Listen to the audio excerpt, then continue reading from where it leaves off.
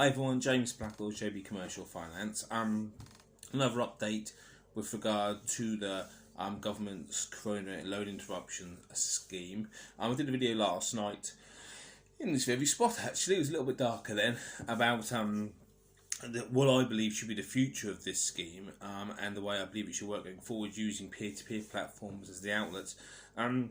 Seems to be a little bit more optimism this morning about about it, and a little bit about how people are getting the money out. A few things I want to stress though: don't bother applying for a bank if it's not your own. I'm getting messages from people saying, I've applied to X bank and I'm going to spend time on the phone to this bank, this bank, this bank. Don't waste your time.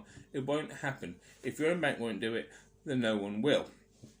So that's all point number one. It saves you time and saves you stress, to be perfectly honest. Point number two is check the criteria first. The banks have published their eligibility criteria with regard to showing not just if you can apply, but if you're actually likely to be successful in your application. So that's things like how they calculate the affordability of the loan, etc.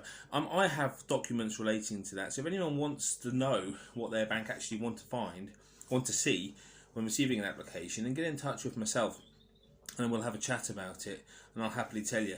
And to be perfectly honest, they're gonna stick to these guidelines. If you're going to be, declined, they're going to decline you. They're not going to accept you just because of this. We can look at that, no problem at all. So they're the key things, because if your bank won't do it, another bank won't do it, there are potentially a couple of lenders who will still look at this. And maybe not this scheme, sometimes this scheme, but other lenders as well. So that's when you need to be proactive and get in touch with myself or someone like myself, see what other options you might have.